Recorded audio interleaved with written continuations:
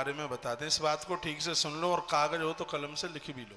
पता नहीं कौन सी चीज हमारा कैसे कल्याण करे। वो कहते हैं कि यह सर्वोत्तम धर्म है, सश्रद्ध भाव से उचित व्यक्ति को धनादि देना ही दान कहा गया, उसे वस्तु देना। इस दान धर्म के पालन से दान दाता इस लोक में सुख भोग करके और मृत्यु के पश्चात हे गरुण वो मोक्ष को प्राप्त होता है, इसमें कोई संशय वाली बात नहीं। यह भगवान कहते हैं न्यायोपार्जने द्वितम दान भोगा फलंच तत्। वो स्वर्ग जाएगा, वैकुंठ जाएगा।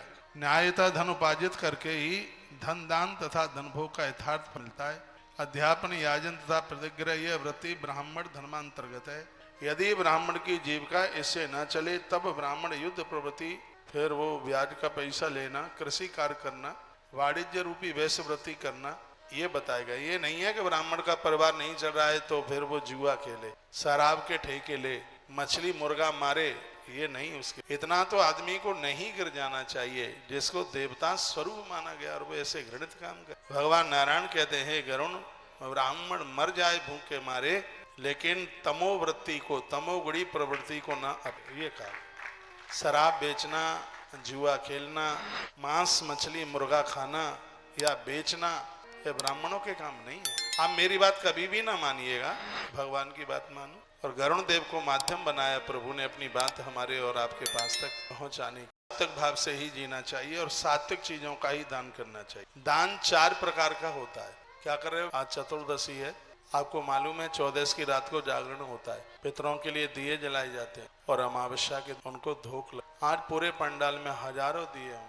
आप में से कोई भी ऐसा ना रहे जिसके हाथ में दिया ना। घर का पितृ दोष समाप्त हो जाएगा, आपके घर में आनंद हो जाएगा और आपकी खुशी ही हमारी खुशी। आप कहीं भी हों, 8 सवा 8 बजे 8 बजे आप पंडाल में, आज की बहुत बड़ी पूजा है, उस पूजा का दर्शन भी करें। यम 14 है, आज ये में यम गीता के पाठ भी पंडाल परिसर में, तो आज की पूरी पूजा का आप लाभ उठाइए। गया जैसी पवित्र बैठे हैं तो आनंद लेने से चूकना मत। मैं निवेदन कर रहा था, दान 4 प्रकार का। नंबर 1 नित्य, सुनिए, नंबर 2 नैमित्तिक, नंबर 3 काम्य और नंबर 4 विमल। ये 4 तरह का दान है। अब इसके बारे में थोड़ा हम सुन लें, समझ लें। कोई आशा किए तथा बिना किसी फल की कामना किए जो कुछ दान नित्य दिया जाता है उसको नित्य दान कहते हैं, जिसमें मांग कुछ भी नहीं। मंदिर में हम गए, पुजारी जी बैठे हैं, आपने एक नोट निकाली उनको दे दी, ये नित्य दान। उसमें आपकी कोई अभिलाषा नहीं है, कोई कामना नहीं, इसको नित्य दान कहते हैं। गुरुजी महात्मा लोग आपके घर आए और दक्षिणा के रूप में कुछ पैसा दे दिया, कुछ सामान दे दिया, कोई आपकी मांग नहीं है, कोई चाहत नहीं है, इसको नित्य दान कहते हैं। कहते हैं कोई पाप हो तथा उसे शांत करने हेतु विद्वानों के हाथों में जो दान दिया जाता है उसको नैमित्तिक दान। जैसे कोई अपराध हो जाए, सुनिए, गाड़ी चलते हुए रास्ते में कोई जीव जंतु मर गया, गाड़ी से गैया खत्म हो गई या और कोई पशु जीव मर गया, ये समझ लो, मान लो, तो ऐसा कोई अपराध हो जाता है अनजान में, तो उसे जीव का जितना वजन है उतना अन्न देना पड़ता। तो अपने किसी अपराध के प्रायश्चित के लिए जो दान किया जाता है उसको नैमित्तिक दान कहते हैं। ये बात सुन लीजिए, बातें काम आएंगी। उसको नैमित्तिक दान। सबसे पहला है नित्य दान। अचानक कोई आ गया, उसे आपने दिया, मंदिर गए, मंदिर में कुछ चढ़ा दिया आपने, ये नित्य दान है। महादेव को रोज जाते हो, पूजा तो वो है ही, लेकिन रोजाना जल चढ़ाते हो प्रत्येक दिन, उसको नित्य दान कहते हैं। इसकी भारी महिमा है। आपने प्याऊ खोल दी, प्रत्येक दिन उससे लोग जल पी रहे हैं, इसको नित्य दान कहते हैं। आपने एक गोलक अपने घर में रखा, 1 रुपया 2 रुपया 5 10 रुपया उस गोलक में प्रत्येक दिन आप डालते, बस आपको पता है कि दान से कल्याण होता है, आपकी कोई मांग नहीं है, लेकिन अपना धर्म समझ करके प्रत्येक दिन आप कर रहे हैं, इसको नित्य दान के। कोई अपराध होने पर, पाप होने पर उसके प्रायश्चित के लिए किया गया दान नैमित्तिक दान होता है। भगवान नारायण कहते हैं कि बड़ी महिमा है इसकी। ये नैमित्तिक दान के बारे में बताया गया, इसका बहुत बड़ा महात्म्य है। काम्य और विमल, ये दान भी बहुत अद्भुत है। कहते हैं कि आपने कोई ऐसा संकल्प लिया है कि भगवान हमारा यह काम हो जाए तो हम ये करेंगे, हम मंदिर में घंटा चढ़ाएंगे, हमारा ये काम हो जाए। हे श्याम बाबा, हमारा ये काम हो जाए और हम आकर के नेजा झंडा चढ़वाएंगे। हे सालासर बालाजी, हमारा ये काम हो जाए, हम सबामन लडुआ का भोग लगाएंगे। और वह काम आपका हो गया और आपने वो दान पुण्य कर दिया, उसको काम्य दान कहते हैं। काम्य दान। एक दान और भी है, बड़ा अद्भुत है, वो ये है कि जिसमें तुम्हें कुछ नहीं चाहिए। जैसे कन्यादान, बेटी ने जन्म लिया, बड़ी हुई, फिर उसका आपने कन्यादान कर दिया, आपकी कोई मांग नहीं है, ना आप कौन फल मांगता है। बेटी का विवाह करके कन्यादान करके क्या कोई फल मांगता है कि इसका हमें कोई फल मिल जाए? नहीं, ये बड़ा अद्भुत दान है और ऐसे दान को विमल दान के नाम से जाना जाता है। तो भगवान ने इसकी बड़ी महिमा का वर्णन किया है। कहा गया है, ओहो, पुत्र प्राप्ति, युद्ध में विजय, ऐश्वर्य, स्वर्ग प्राप्ति के लिए जो दान देते हैं उसे ऋषियों ने काम्य दान कहा गया।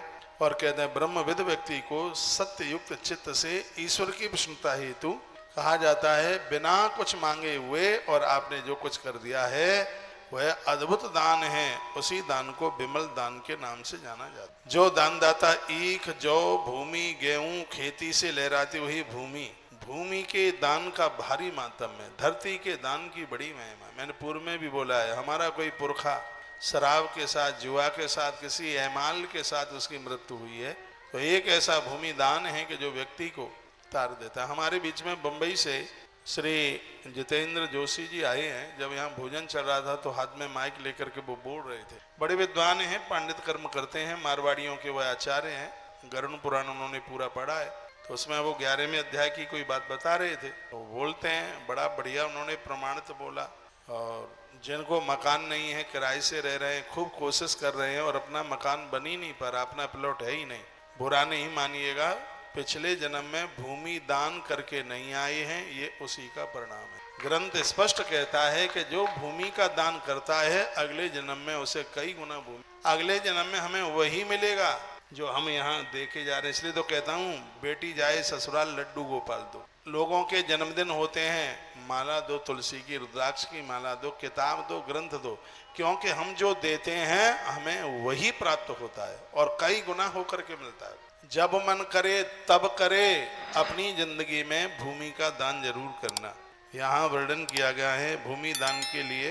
कहा, इक्षुभि संतताम भूमिम यबगो धूम सालिनी ददात वेद विदेशु सन भूयो भिजायते। भूमि दानात परम दानम न भूतम न भविष्यति। गरुड़ पुराण के प्रथम खंड के अध्याय कौन सा है? 51वें अध्याय में 9 नंबर का श्लोक है। इसमें कहा गया, भूमि दानात परम दानम न भूतम न भविष्यति। भूमि दान के बराबर कोई भी दान ना आज से पहले हुआ और ना कल होगा और ना आज हो रहा है। भूतो न भविष्यति, इससे बड़ा कोई दान नहीं है, क्योंकि अन्न खाने के बाद खत्म हो जाता है, फल खाने के बाद खत्म हो जाता है, मकान भी आज है, कुछ समय के बाद नहीं रहेगा।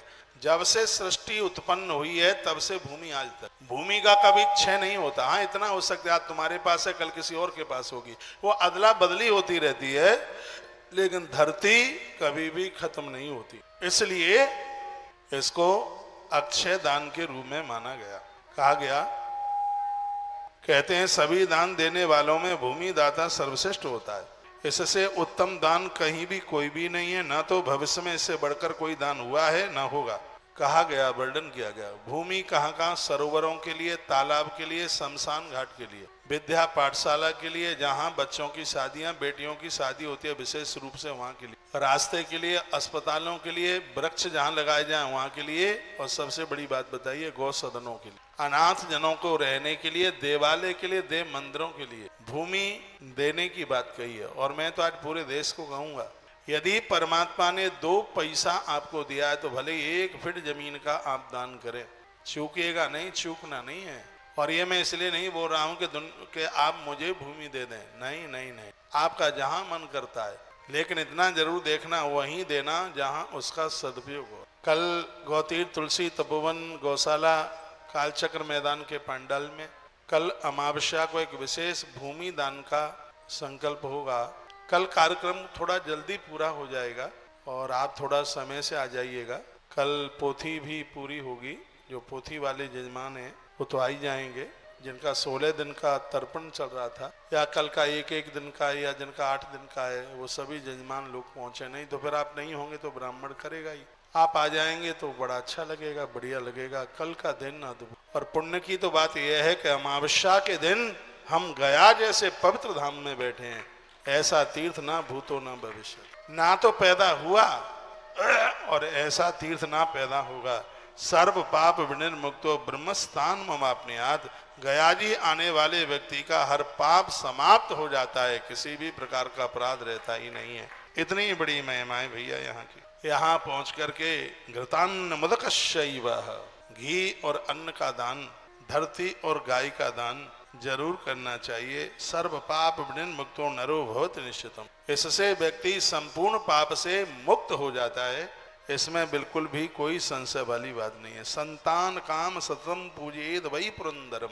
जिनको संतान चाहिए वो गया जी में आकर एक बार इंद्र की पूजा जरूर करें, वो आचार्य लोग करा देते। यदि मेरी आवाज कहीं तक जा रही है और ऐसे कोई जन है जिनके घर में संतान का अभाव है, तो ये काम कल हम यहाँ कराएंगे। अमावस्या को होता है विशेष रूप से, और स्पष्ट श्लोक में लिखा है संतान काम सततम पूजेद वही पुरंदरम।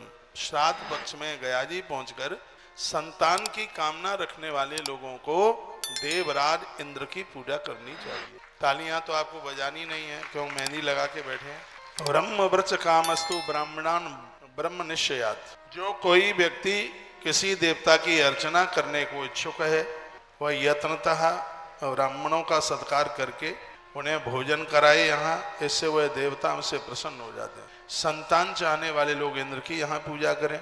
ब्रह्म ज्ञान चाहने वाले, जिनके बच्चे पढ़ाई लिखाई में बहुत कमजोर हैं, भुलक्कड़ हैं, या जिनके बच्चे एक एक नंबर से रह जाते हैं और उनको समाधान नहीं मिल रहा है, तो यहाँ इस धरती पर वर्णन है ब्राह्मणों को ब्रह्मा मान करके उनका पूजन करें।